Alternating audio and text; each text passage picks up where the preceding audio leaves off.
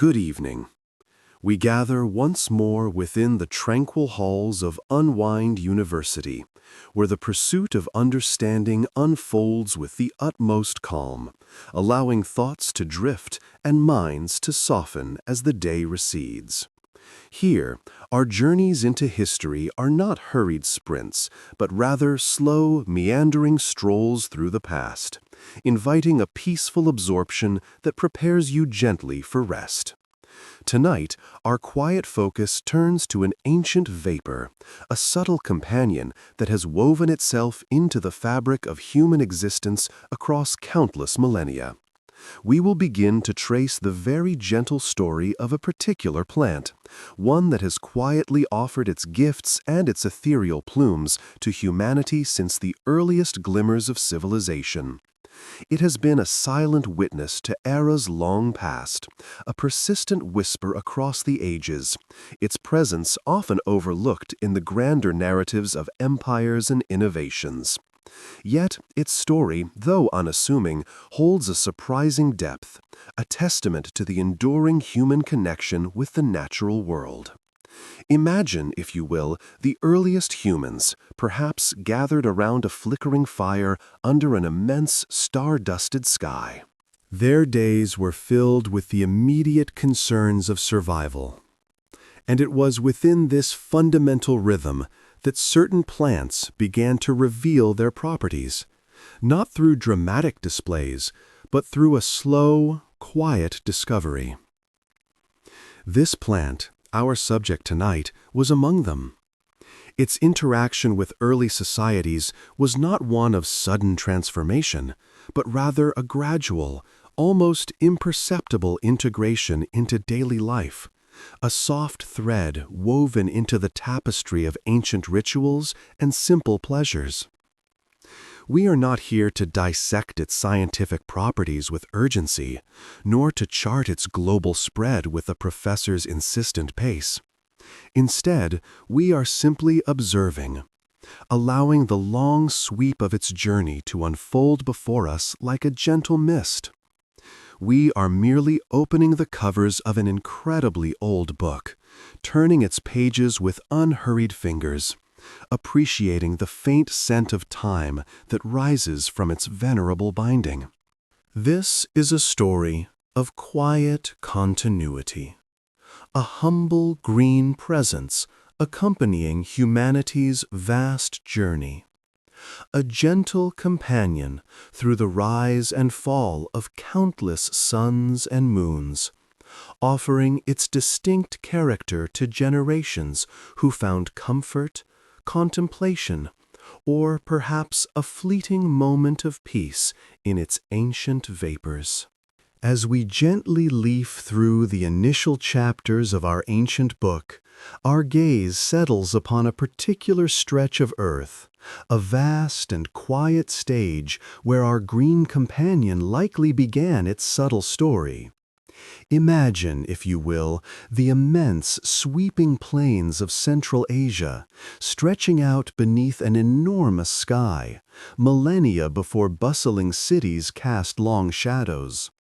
This was a land of wide-open steppes, of ancient riverbeds tracing forgotten paths, and distant mountain ranges hazy on the horizon.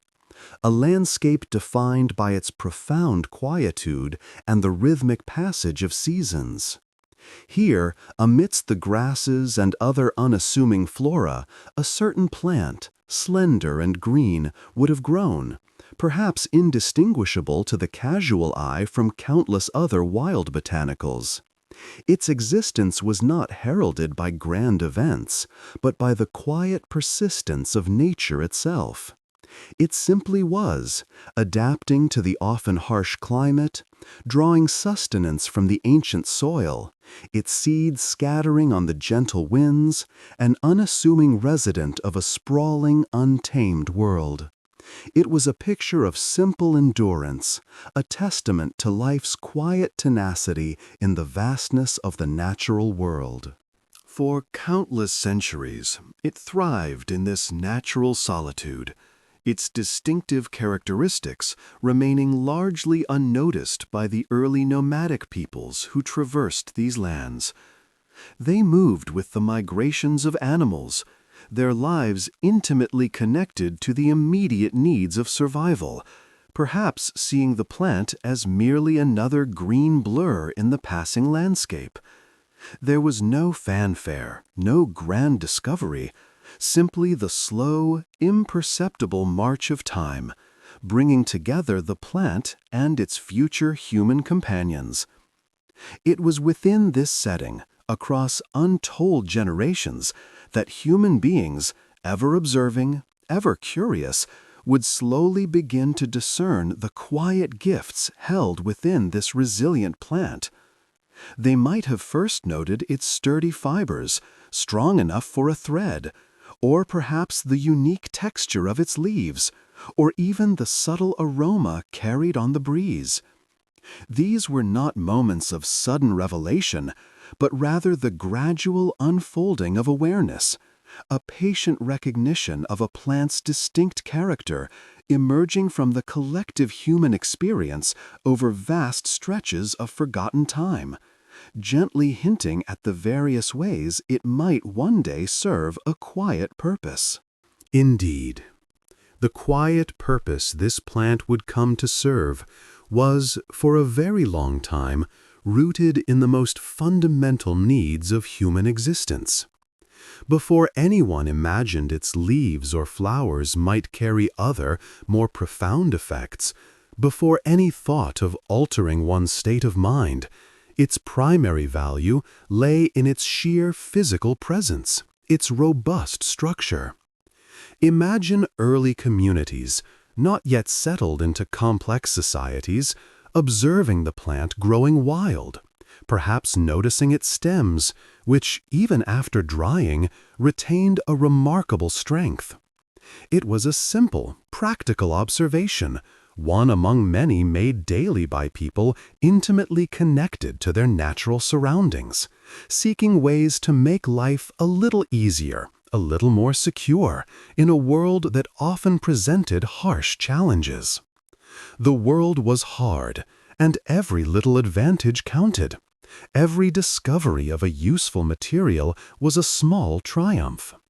The process of transforming this plant into usable fibers would have been a labor of patience, passed down through generations. Stems, once harvested, would be retted, a method of soaking them in water or leaving them exposed to dew, allowing the soft outer layers to decompose, gradually separating the tough inner fibers. Then, these fibers, once cleaned and dried, could be meticulously spun into threads. These threads, in turn, were woven into simple, durable fabrics. It was not luxurious cloth, but rather material for everyday clothing, plain and functional, providing warmth and protection from the elements. A simple tunic, a cloak, perhaps even coarse blankets, all crafted from the unassuming fibers of this plant, offering a quiet comfort in the daily rhythm of life, a testament to its humble utility. Beyond personal attire, these same strong fibers found their way into countless other essential items. They were twisted and braided into ropes and cords, vital tools in a world without manufactured materials. Think of the ropes used for securing loads, for tethering animals, for rigging primitive shelters, or even for the simpler tasks of bundling firewood or tying tools. Fishing nets, too, could have been painstakingly woven from these resilient strands, providing sustenance. Every knot tied, every strand spun, represented a quiet act of human ingenuity, harnessing the plant's inherent strength for the practicalities of survival, for building and holding things together. It was a plant that literally bound communities to their resources, offering tangible support in the slow progress of civilization. For centuries, perhaps millennia, this structural utility, this ability to be spun and woven, remained the most obvious and perhaps the only recognized purpose for this versatile plant.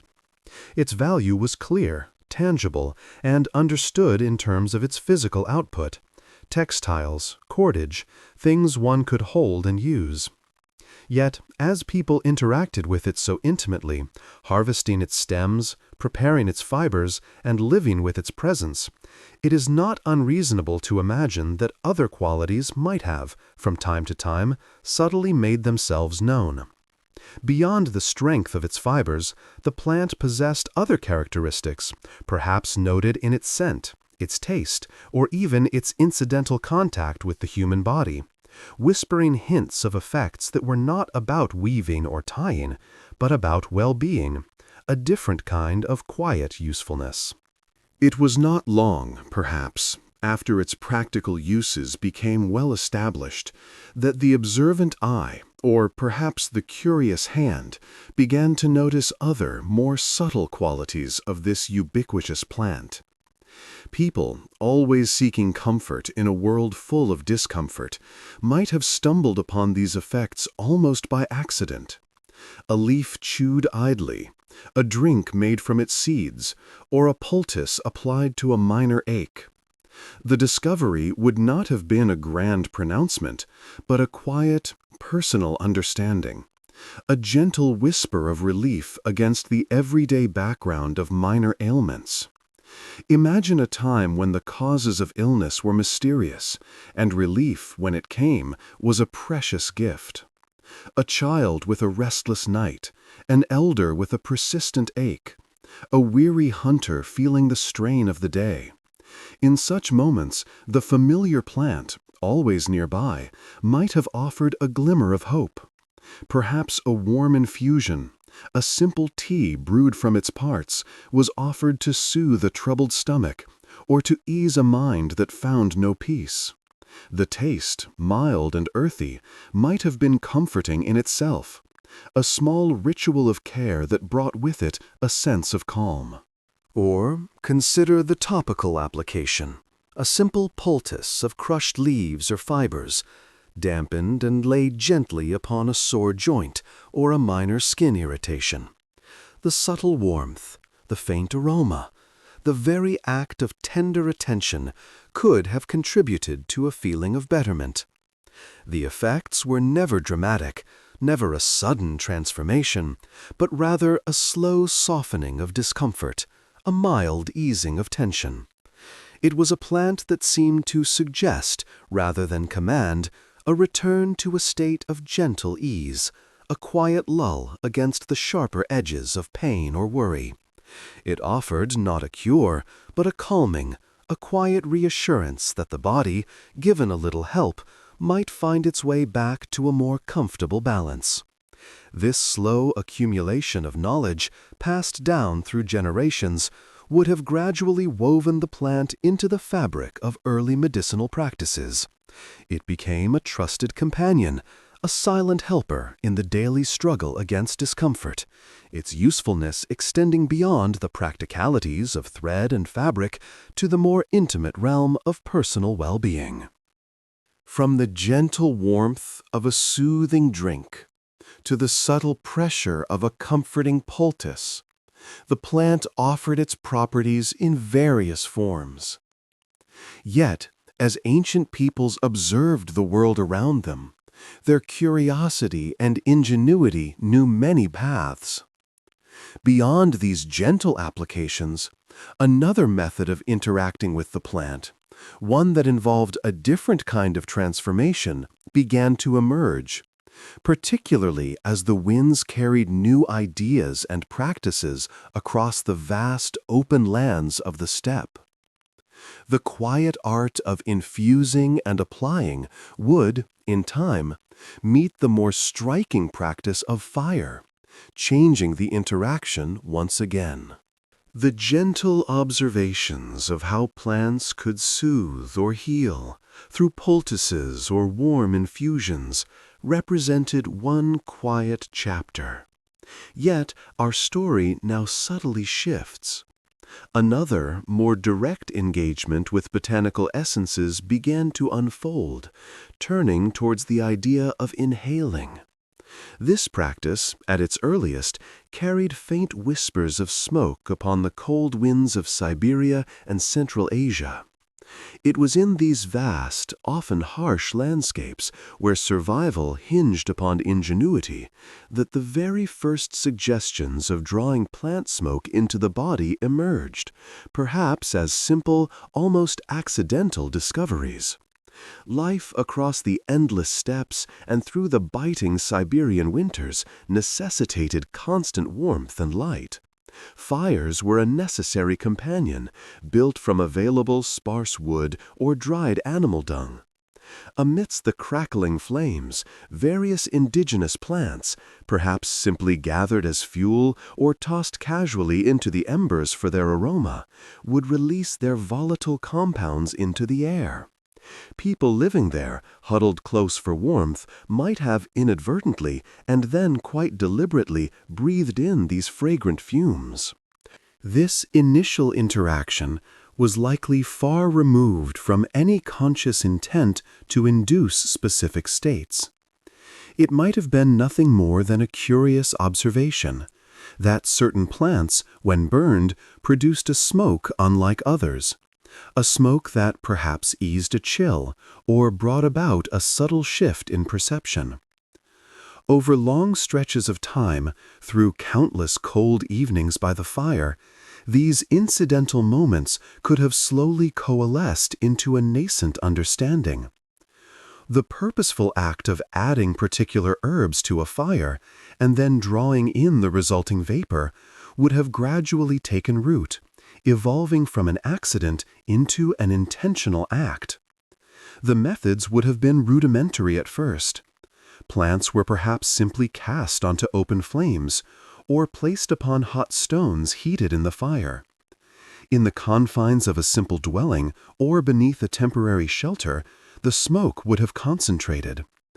Such early experiments, born of curiosity and sustained by observed effects, laid the foundational understanding that the essence of certain plants could be accessed not only through consumption or topical application, but through the breath itself.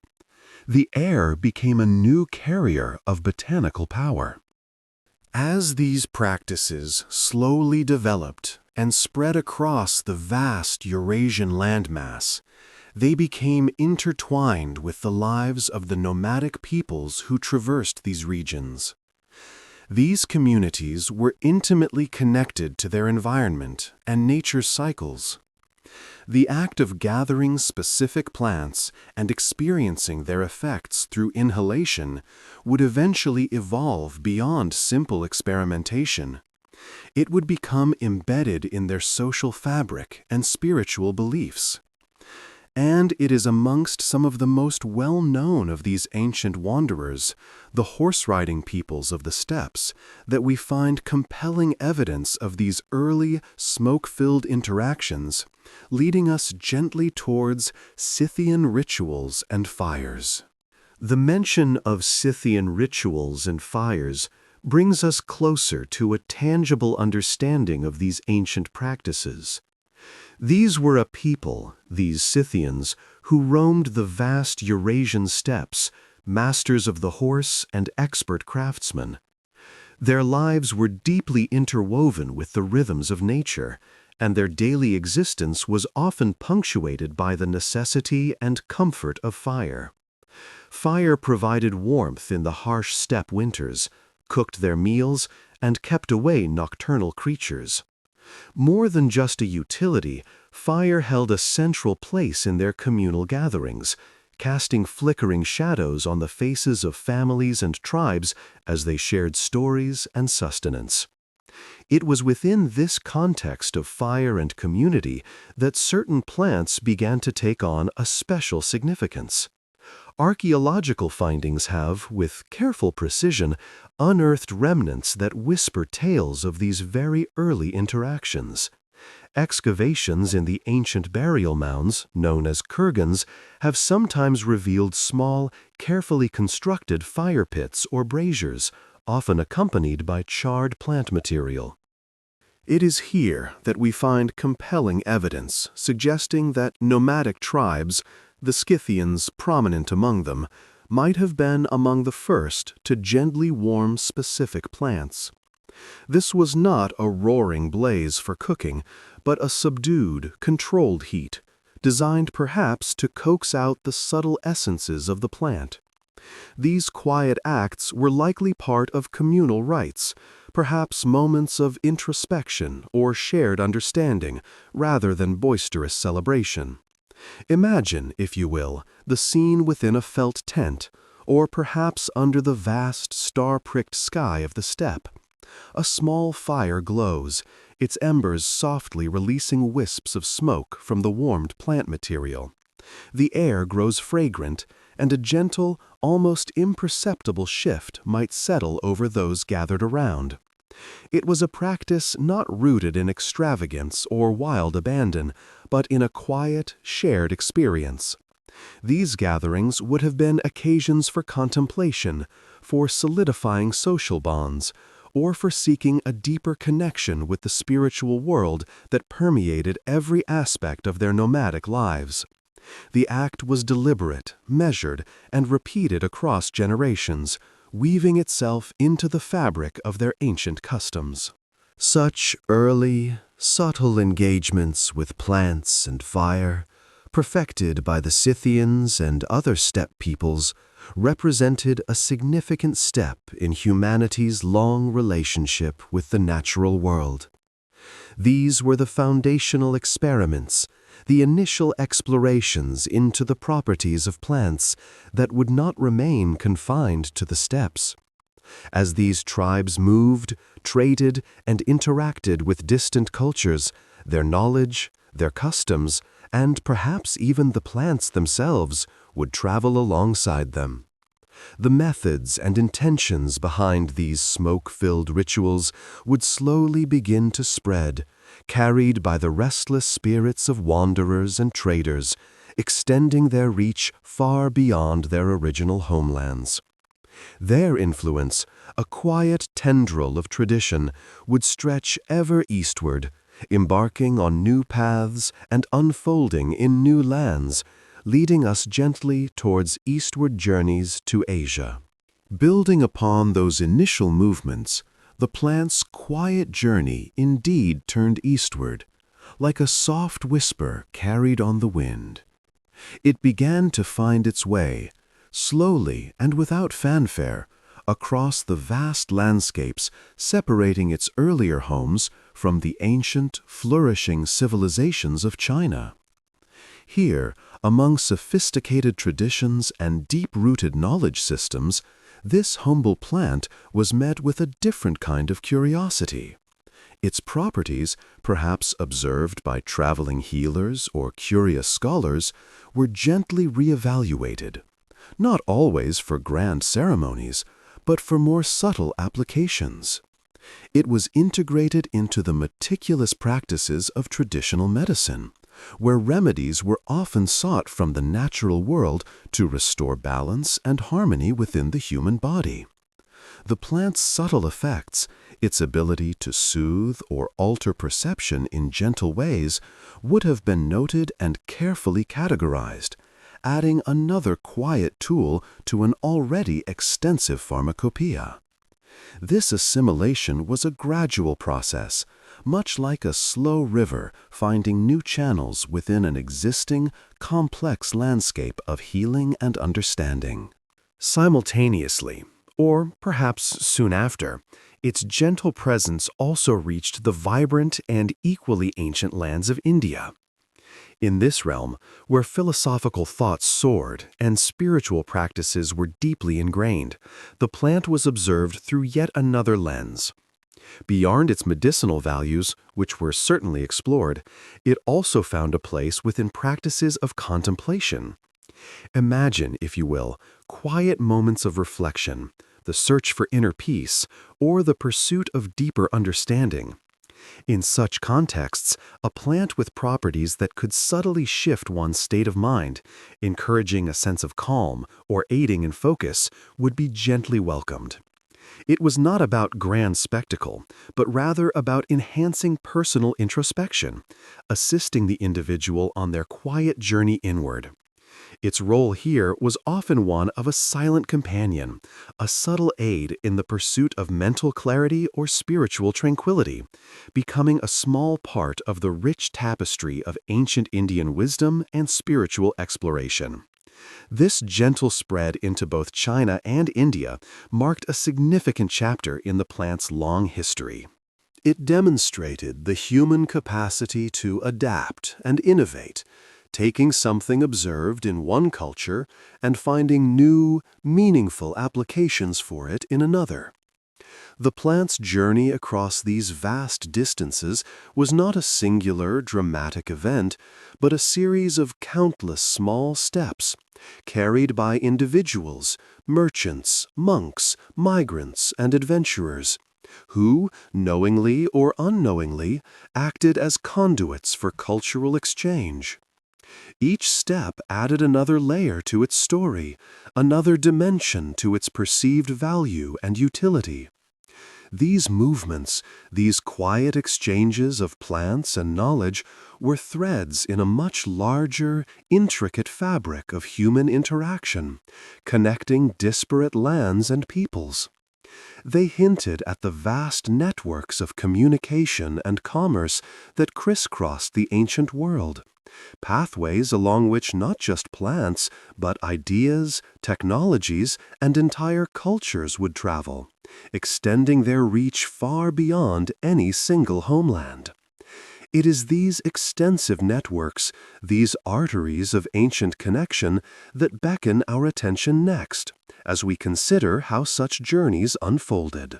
These ancient arteries of connection, stretching like faint lines across the old maps of the world, were indeed the pathways along which much moved, in the slow, deliberate manner of ancient times. They were not bustling highways filled with frantic urgency, but rather quiet trails, and sometimes turbulent waters, linking distant places with a gentle, patient persistence. Among the most well-known of these networks was the one we often refer to as the Silk Road, though it was never a single road at all, but a vast, intricate web of paths and passages, both overland and by sea, that whispered across continents for centuries. Along these routes, caravans of camels moved with their soft, rhythmic steps, carrying bundles of precious silks, fragrant spices, and glistening jewels. Yet, alongside these more glamorous items, other things of quieter importance also journeyed. These were often humble goods, practical things for daily life, and sometimes simply seeds.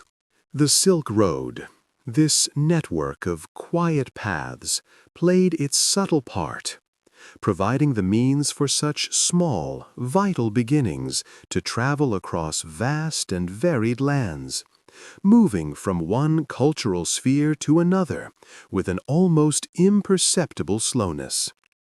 It was in this way that the knowledge of a particular plant, along with its very seeds, began its long, unhurried spread.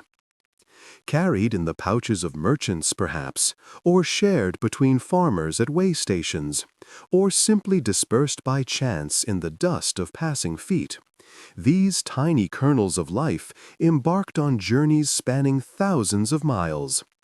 They traversed scorching deserts where the sun beat down without mercy, scaled towering mountain passes where the air grew thin and cold, and meandered through fertile valleys where rivers flowed gently. Each stop along these routes offered a new opportunity for the plant to take root, for its cultivation to be understood, and for its properties to be explored by new hands and minds. The knowledge passed not through grand declarations, but through quiet observation, shared wisdom, and the simple act of trying.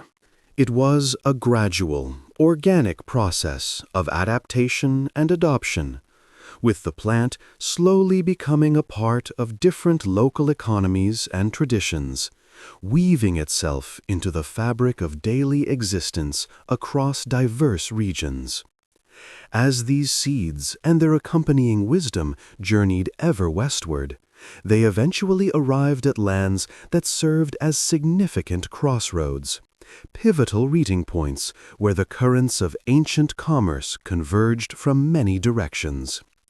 These were regions rich in history and innovation, places where cultures intermingled with particular intensity, forming a fertile ground for the reception and further dissemination of all things new, including the very plant whose quiet travels we have been considering. It is to these central and ancient crossroads that our gentle attention will turn next. The ancient crossroads, teeming with the quiet footsteps of merchants and the whispers of diverse tongues, truly formed a fertile ground for many introductions. Among these regions, the lands of the Middle East stood out, serving as a vibrant crucible where knowledge and goods from distant empires were continually exchanged, absorbed, and then gently transformed. Here, the plant, whose journey we are patiently tracing, eventually found its own quiet place, settling into the rhythms of life amidst the bustling marketplaces and the serene courtyards. It was in these very landscapes, deeply imbued with history and a profound sense of inquiry, that new understandings of the plant and its subtle properties began, very slowly, to emerge. Over the span of many centuries, as the plant became more thoroughly understood and its cultivation more widespread within these particular regions, the methods of its preparation also began to evolve. Individuals, often driven by curiosity or a desire to explore its potential further, experimented with different ways to concentrate its more notable elements. This gentle process of discovery eventually led to the development of new forms, such as hashish, which was carefully prepared from the plant's resin.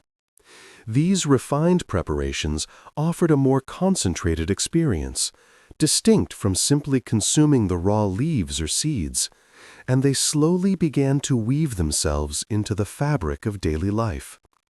The adoption of these new forms was not, for the most part, a boisterous affair.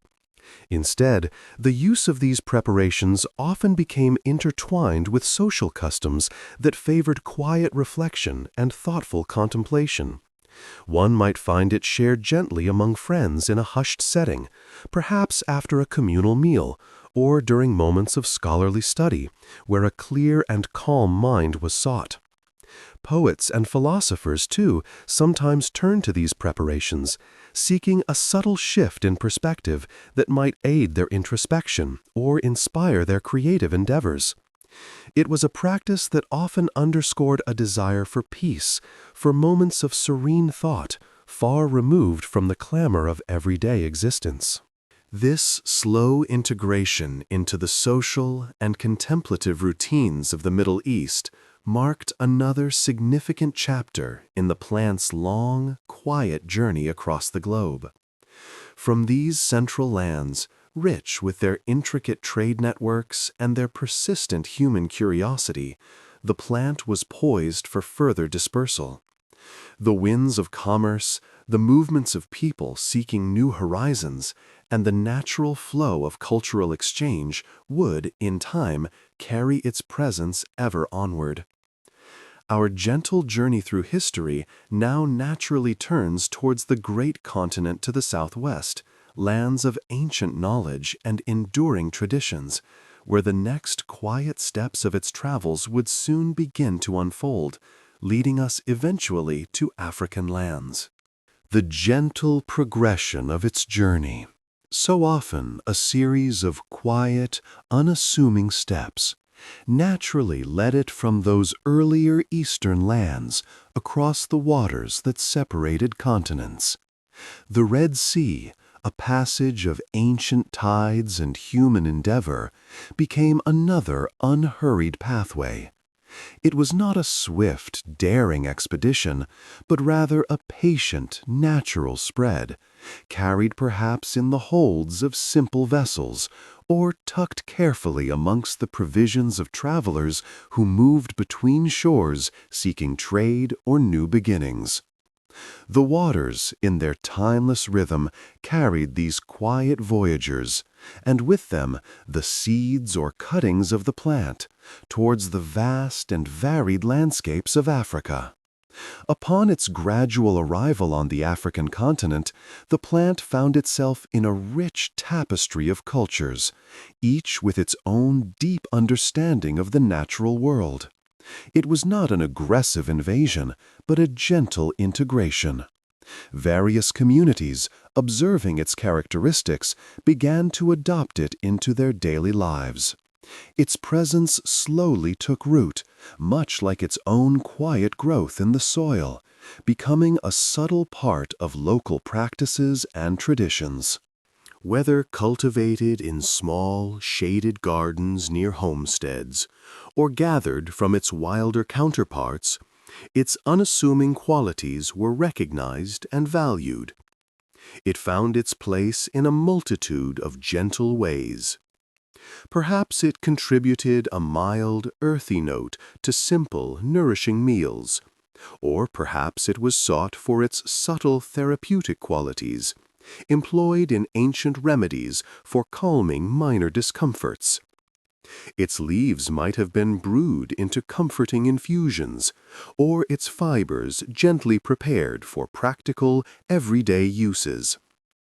It settled into the rhythms of African life, not as a central focus, but as a quiet, steady companion, a familiar presence woven into the fabric of domestic routines and communal gatherings. As generations turned into centuries, the plant's quiet presence spread across different regions of Africa. It adapted to new soils and climates, its resilience allowing it to thrive in diverse environments.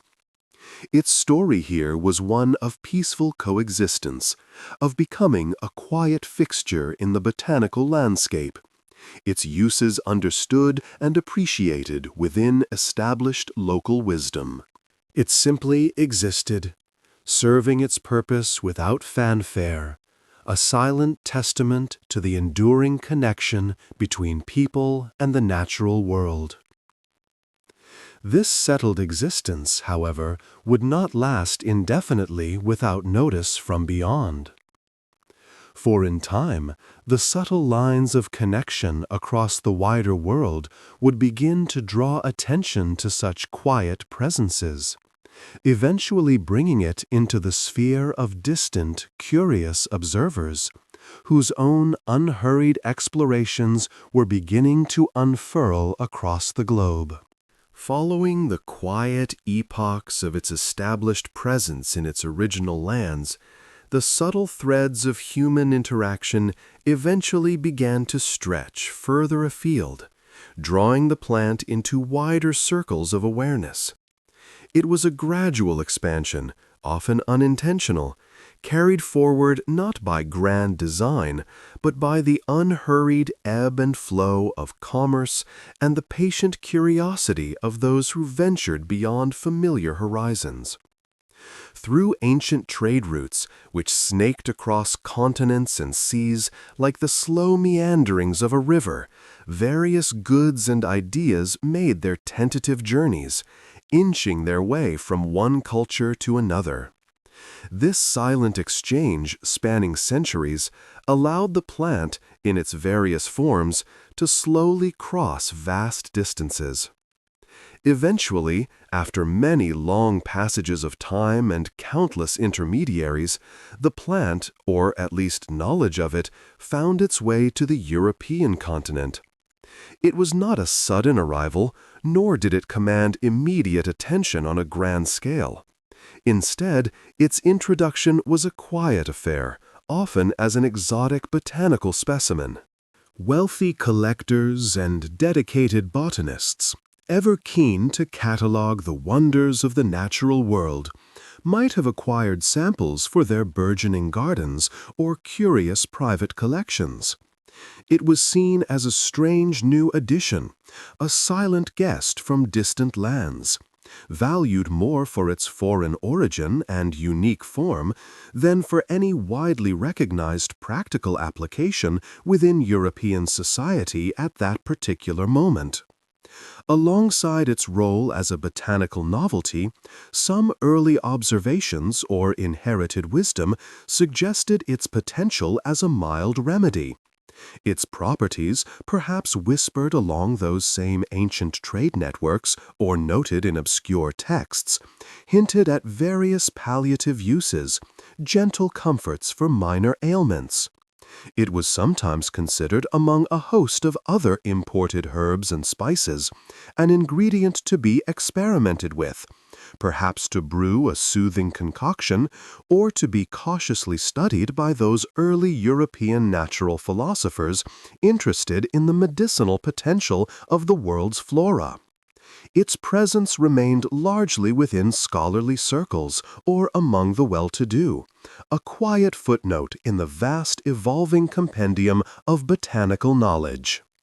This gradual, almost imperceptible introduction to Europe marked a significant, albeit understated, step in the plant's long history. It settled quietly into its new environments, first as a curiosity, then perhaps as a subtle ingredient. But its true potential, its wider global story, remained largely unacknowledged. The European continent had now become vaguely acquainted with this intriguing plant, a preliminary meeting that would, in time, lay the groundwork for a far more expansive and influential encounter. For as European explorations continued to broaden their scope, reaching ever further across the oceans, another vast and previously unknown part of the world was about to enter the narrative, carrying with it a much deeper and more transformative understanding of this very same plant.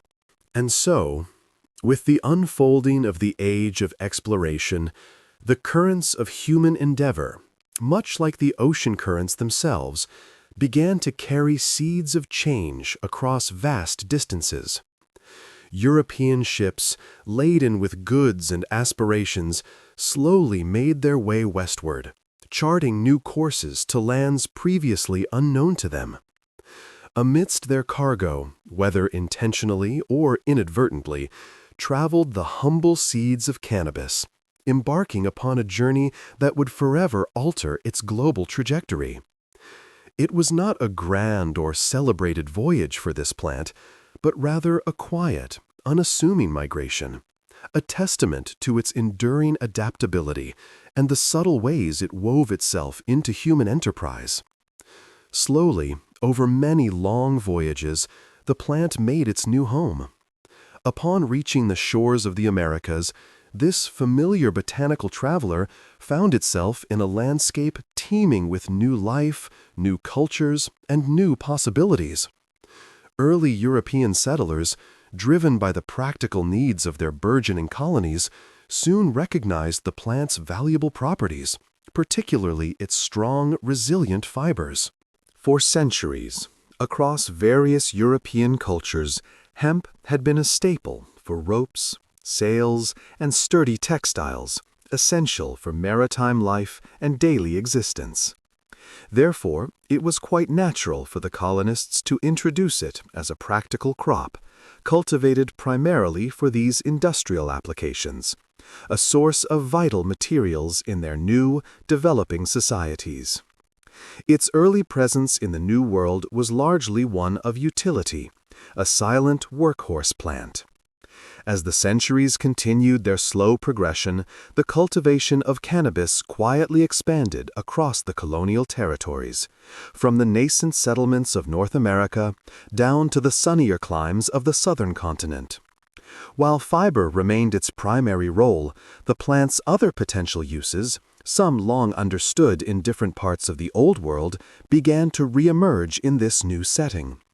Its medicinal qualities, appreciated by some, found their way into various remedies, quietly adopted into apothecaries and folk practices. There was no sudden fanfare, no dramatic declaration of its arrival or its diverse applications, merely a gentle integration into the fabric of daily life.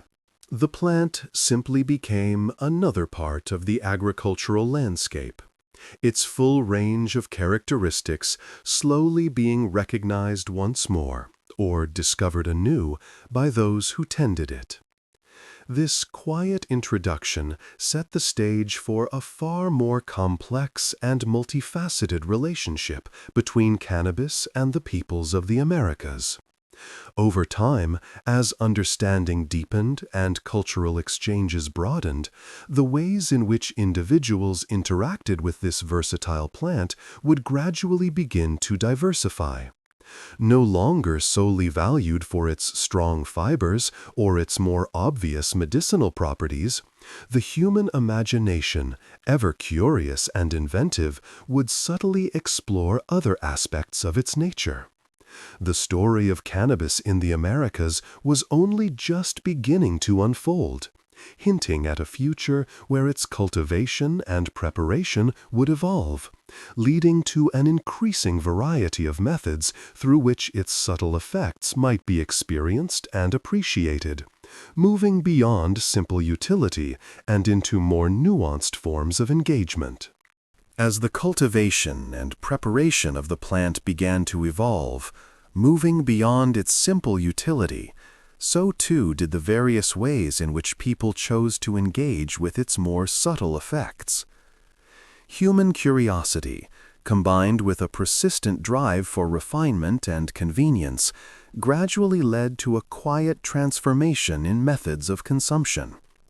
What started as basic and direct interactions slowly began to acquire new layers of thoughtful design and portability. In earlier times, the enjoyment of the plant's properties often centered around straightforward tools. Simple pipes, perhaps crafted from readily available materials like clay, wood, or hollowed-out gourds, served as the primary conduits. These devices, often modest in their construction, allowed for a direct combustion and inhalation of the dried plant material. The act itself was elemental, a focused moment, often shared within small communities or undertaken in quiet solitude. The experience was unadorned, a direct connection between the individual and the plant, relying on the inherent qualities of the material itself and the most basic principles of fire and air. However, as societies progressed and daily lives became more varied, the desire for greater ease and discretion began to influence these practices.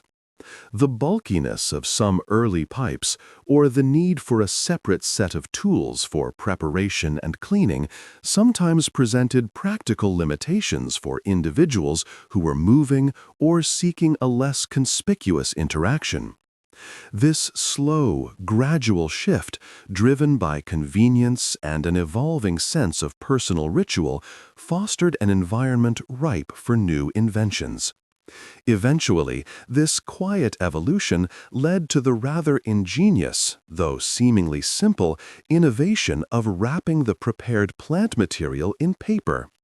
This development marked a significant turn, moving from the more static experience of a pipe to a remarkably portable and self-contained form. Paper, in various forms, whether repurposed from other uses or specifically manufactured for this purpose, offered a new kind of freedom. It allowed for pre-preparation, making the plant accessible with minimal fuss and offering a consistent, gentle way to consume. The paper-wrapped form was disposable, clean, and easily carried, subtly changing the social dynamics around the plant and offering a greater degree of personal choice in its enjoyment. These evolving methods, from the ancient, sturdy pipe to the delicate, disposable paper-wrapped form, quietly reflect a continuous human journey with this particular plant. Each adaptation, each subtle change in how it was prepared and experienced, spoke to a changing world and its evolving needs. These shifts highlight a persistent fascination, ensuring that the plant's presence would continue to weave itself into human culture, leaving behind a profound and enduring legacy. And so, this enduring legacy, woven through countless generations, reveals a plant quietly present, almost unnoticed at times, yet profoundly influential. Through all these eras, from the dawn of civilization to the complexities of modern life, this humble plant has held a remarkable array of roles. It moved silently from being a practical resource, its fibers strong and versatile, to a soothing presence in moments of reflection, always adapting to the changing needs and expressions of humanity. Its earliest utility was often found in its very structure. Fibers spun from its stems provided the threads for textiles, fashioning simple garments, sturdy ropes, and functional canvases. These were not grand, luxurious fabrics, but rather the dependable cloths that protected and served everyday life, quietly enabling countless tasks and journeys. From the fields where it grew, it offered a fundamental means of production, a testament to its earthy resilience and its ability to contribute directly to human well-being, providing essential materials for daily existence. Beyond the practical, the plant often served as a medicine, a quiet helper in times of discomfort. Ancient healers and herbalists, with their deep understanding of nature's subtle powers, incorporated its various parts into remedies. Whether for easing minor aches or calming troubled minds, its compounds were believed to offer solace, a gentle balm in an often harsh world. This medicinal aspect speaks to a deeper connection, a belief in nature's capacity to nurture and heal, offering a quiet respite from physical or emotional burdens. And in more profound, sometimes mystical ways, it functioned as a ritual aid. Across different cultures, its use extended into ceremonies, providing a pathway to altered states of consciousness, or simply enhancing focus during communal gatherings. It might have been part of solemn rites, a quiet companion in spiritual quests, or a simple offering in moments of devotion. These were not about drama or spectacle, but about a subtle shift in perception, a deepening of experience, often in the pursuit of meaning or connection. Ultimately, and perhaps most universally, it provided simple relaxation, whether after a day of toil or during moments of quiet contemplation. The plant offered a gentle means of unwinding. It helped to soften the edges of a busy world, allowing thoughts to settle and bodies to rest. This role, perhaps the most understated of all, ensured its enduring presence, becoming a quiet ritual in itself, a small pause in the rush of life, allowing individuals to simply be in a moment of tranquil repose. This continuous presence, always in the background, shaping human experience in myriad subtle ways, highlights its quiet journey through history. It has been a textile, a medicine, a ritual aid, and a source of simple relaxation, its story unfolding slowly, like the turning of the seasons. As we consider this enduring legacy, this quiet companion through the long stretch of human time, perhaps a similar sense of peaceful quietude can begin to settle over you now. The journey of this plant, like our own, eventually leads to moments of stillness, where the mind can gently release its thoughts and begin to find its own calm.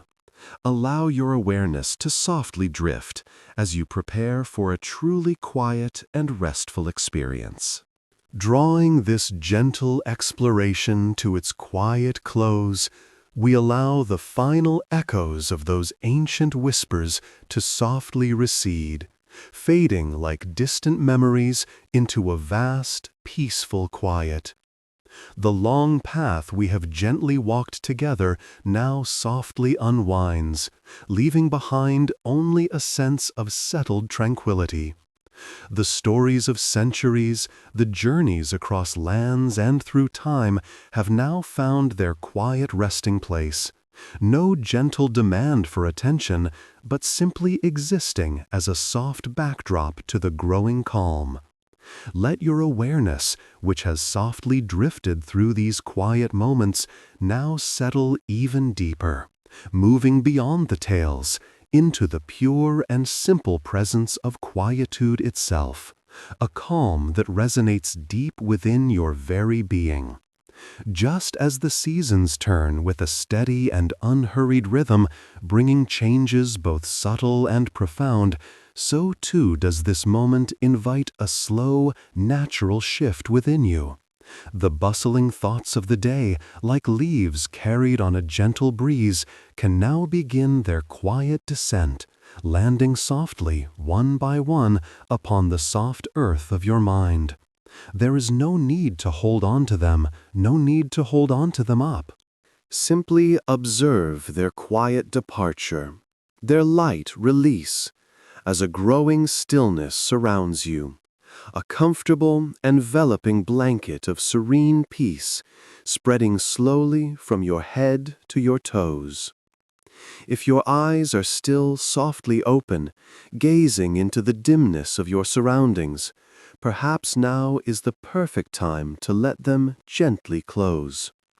Allow your eyelids to softly meet, creating a personal sanctuary where the world outside gently retreats, and your inner world can find its quiet repose. Imagine the soft, comforting weight of peaceful quiet settling over you, much like the gentle fall of evening twilight, painting the landscape with soft shadows, bringing with it a deep and abiding restfulness, a profound stillness that invites a very deep sleep. Allow yourself to be carried, ever so softly, by this growing wave of profound tranquility. Let the soft quiet draw you deeper still, into a place where dreams begin to form, unhurried and soft, like the quiet breath of the sleeping earth. There is nothing left to do, nowhere left to be, but simply to rest. Each soft breath you take can be a quiet reminder to let go a little more, to sink a little deeper into the soft cushions of sleep that await you. As these final, ancient whispers gently fade into the surrounding silence, may they leave behind only a profound sense of peace, guiding you calmly, effortlessly now into a truly peaceful and deeply restful sleep.